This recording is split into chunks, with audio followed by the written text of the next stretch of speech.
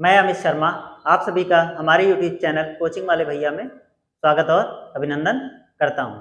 जैसा कि आप सभी को पता होगा, हमारे चैनल पे यूपी ट्रिपल एस सी पेट का महाअभियान चल रहा है, जिसमें जो है हम एक एक टॉपिक को धीमे धीमे कवर कर रहे हैं और इस अभियान में आपका बहुत सारा प्यार भी हमें मिल रहा है और जो है हम आपके लिए बहुत ही बेहतर करने का प्रयास भी कर रहे हैं। तो जैसा कि आपको पता है कि हमारे हिंदी से व्याकरण की बात करिए तो 5 क्वेश्चन आने हैं और पैसेज की बात करिए तो 10 क्वेश्चन वहाँ से आने हैं, मतलब टोटल 15 क्वेश्चन हमें देखने को मिलेंगे हिंदी से।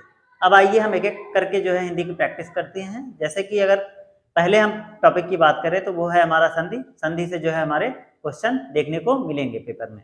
आइए अब एक एक करके हम ऑब्जेक्टिव टाइप क्वेश्चन जो है देखते हैं और संधि की प्रैक्टिस करते हैं। यहाँ देखिए शुरू करते हैं संधि।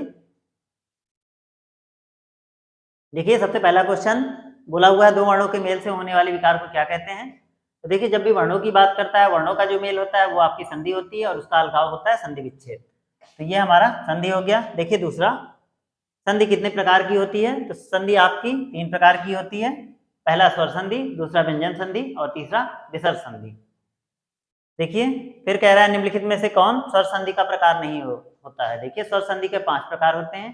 दीर्घ स्वर संधि, दूसरा गुण स्वर संधि, तीसरा यड़ स्वर संधि, चौथा वृद्धि स्वर संधि और पांचवा अयादि स्वर संधि। तो यहाँ देखिए यड़ संधि की बात हम कर चुके हैं, गुण की बात कर चुके हैं, दीर्घ की बात कर चुके हैं जो है, और यहाँ पे व्यंजन संधि हमारा स्वर संधि का प्रकार नहीं होगा। क्यों? क्योंकि ये संधि के प्रकारों में है, स्वर संधि, व्यंजन संधि और विसर्ग संधि। तो ये संधि के प्रकारों में है, ये स्वर संधि के प्रकारों में नहीं है।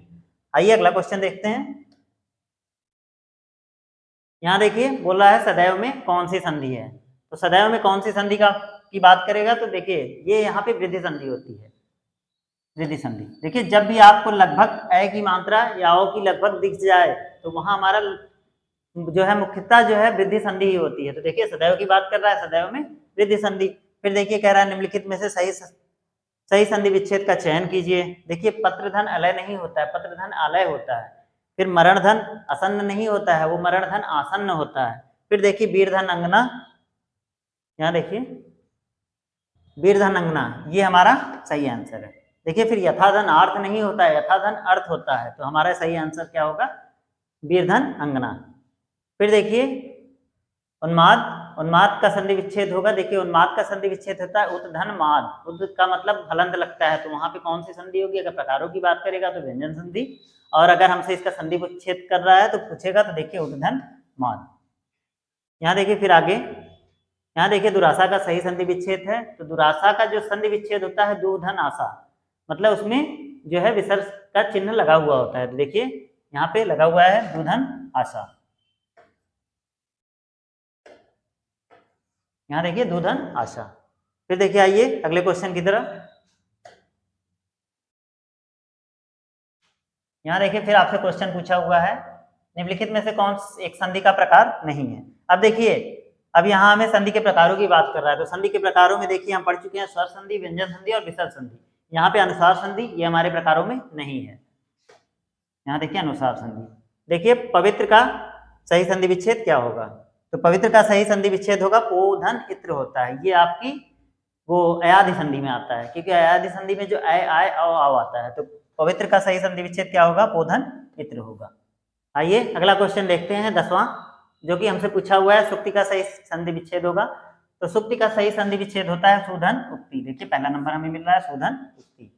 फिर देखिए मनोविज्ञान में कौन सी संधि है। तो मनोविज्ञान में देखिए विसर्ग संधि होता है। इसका जो विच्छेद होता है वो मनाधन विज्ञान होता है। देखिए जो है मनोविज्ञान में कौन सी आपका विसर्ग संधि होता है। फिर आइए आगे देखते हैं। यहाँ देखिए फिर हमसे पूछा हुआ है हितैषी, हितैषी में का सही संधि विच्छेद क्या होगा। तो इसका होता है हित धन एसी, हितैषी। यहाँ देखिए फिर भी अगर बात करें, देखिए अ लगा हुआ है, वृद्धि स्वर संधि होगा। फिर देखिए प्रतिधन एक, प्रत्येक का संधि विच्छेद होता है प्रतिधन एक, बहुत इंपॉर्टेंट है, बहुत पूछा जाता है। देखिए प्रतिधन एक, यहाँ पे देखिए प्रत्येक और इत्यादि, जैसे प्रत्येक में आपका संधि अगर पूछ दे तो यहाँ स्वर संधि होती है। क्यों? क्योंकि वहां पे क्या होता है लास्ट में या रा ला वा आता है। तो जब भी हम प्रत्येक का संधि विच्छेद करिए तो देखिए या का प्रोनाउंसिएशन हमें देखने को मिल रहा है, या का उच्चारण बीच में आ रहा है। तो क्या होगा हमारा प्रत्येक में जो है आपका यण स्वर संधि होगा। यहाँ देखिए अब उच्चारण में पूछा हुआ है प्रयोग संधि का नाम बताइए, तो उत धन चारण इसका संधि विच्छेद होता है, उत आया तो हलंत लगेगा, इसका मतलब आपका ये व्यंजन संधि। फिर देखिए पूछा हुआ है चिन्मय का सही संधि विच्छेद होगा, तो चिन्मय का सही संधि विच्छेद होता है चित धन मय। यहाँ देखिए तीसरा ऑप्शन हमें देखने को मिल रहा है चित धन मय, यही हमारा करेक्ट आंसर होगा। आइए अब आगे क्वेश्चन देखते हैं। यहाँ देखिए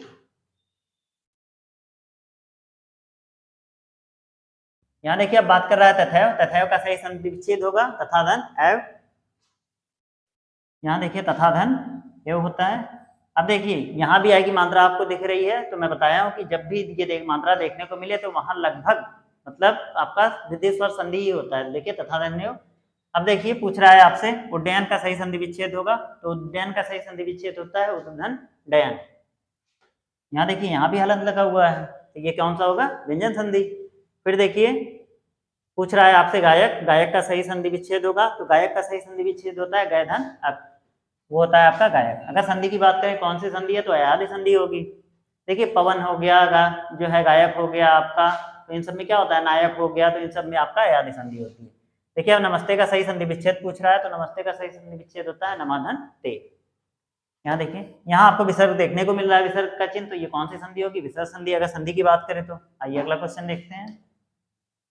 यहाँ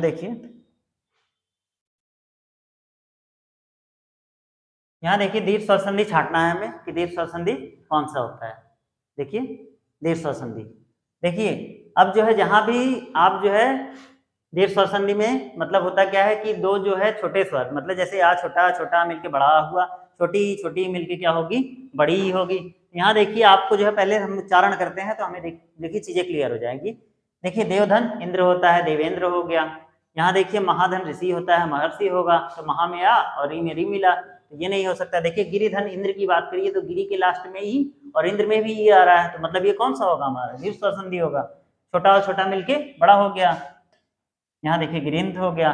और देखिए जहां भी एक कॉमन सी चीज याद करिए कि लगभग आपको जहां भी जो है अर की बात आएगा, जैसे ए ओ अर लाता है आपके गुण संधि में, तो जहां भी अर की बात करेगा, जैसे देवर्षि प्रोनाउंसिएशन उच्चारण में आपके देवर्षि आ रहा है, तो अर आ गया तो वो कौन सा होगा गुण स्वर संधि। यहाँ देखिए महर्षि अगर पूछे हमसे तो वहां क्या होगा गुण स्वर संधि होगा, इसको ध्यान रखिएगा। यहाँ देखिए अब निश्चल की बात कर रहा है, निश्चल का सही संधि विच्छेद क्या होगा, तो निधन चल होता है। यहाँ देखिए अगर संधि की बात करता तो नी में आपके विसर्ग लगा हुआ है, तो विसर्ग स्वर संधि होगा। फिर देखिए अगला क्वेश्चन, श्रद्धा नंद का संधि विच्छेद क्या होगा, तो देखिए श्रद्धा धन आनंद होता है। यहाँ देखिए श्रद्धा धन आनंद कहाँ है, यहाँ देखिए श्रद्धा धन आनंद जो है, तो इसका जो है सही संधि विच्छेद क्या होगा श्रद्धा धन। अब देखिए बात करते हैं वातानुकूल की, तो वातानुकूल का सही संधि विच्छेद होता है वात धन अनुकूल। देखिए वात धन अनुकूल पहला ऑप्शन हमें मिल गया। फिर आइए अगले क्वेश्चन की तरफ बढ़ते हैं। यहाँ देखिए अब जो है पूछा हुआ है आपसे गौधन चरित। यहाँ अगर संधि की बात करता देखिए जो है विसर्ग लगा हुआ है, तो मतलब कौन सा होगा विसर्ग स्वर संधि होगा।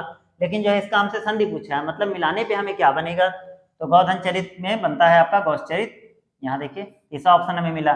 फिर देखिए मनोयोग की बात कर रहा है, तो मनोयोग में होता है मनःधन योग होता है। यहाँ देखिए मनःधन योग कहाँ मिल रहा है आपको, ये देखिए अब संधि तो आप पहचान ही लेकिन विसर्ग लगा हुआ है, जाहिर सी बात है विसर्ग स्वर संधि होगी। देखिए अगला वाणीधन और चित्त का संधि क्या होगा, तो वाणीधन और चित्त को हम मिलाएंगे तो क्या होगा वाण्यो चित्त। यहाँ देखिए ये आपका चौथा नंबर ऑप्शन हो गया। फिर देखिए ये आपका निरुत्तर का शुद्ध संधि विच्छेद पूछा है, तो निरुत्तर का होता है निधन उत्तर। ठीक है, यहाँ देखिए कौन सा ऑप्शन है हमें मिल रहा है निधन उत्तर, ये आपका होगा निरुत्तर। आइए अब अगले क्वेश्चन की तरफ बढ़ते हैं। यहाँ देखिए उज्ज्वल पूछा हुआ है, उज्ज्वल का संधि विच्छेद है। देखिए उत्धन जल होता है। यहाँ देखिए उत्धन जल यही आपको मिल रहा है। यहाँ देखिए ध्यान रखिए उत्धन जल देखिए आपको यहाँ भी मिलेगा, लेकिन जिसमें जो है आपका हलंत लगा होगा वही हमारा करेक्ट आंसर होगा। तो उज्ज्वल का सही संधि विच्छेद क्या होगा उत्धन जल। आइए अगला क्वेश्चन देखिए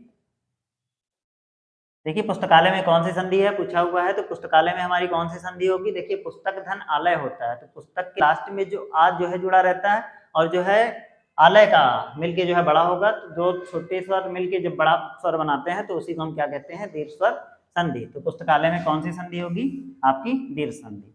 फिर देखिए बात कर रहा है हमसे सज्जन की, सज्जन का संधि विच्छेद होगा, तो सज्जन का होता है सत धन जन।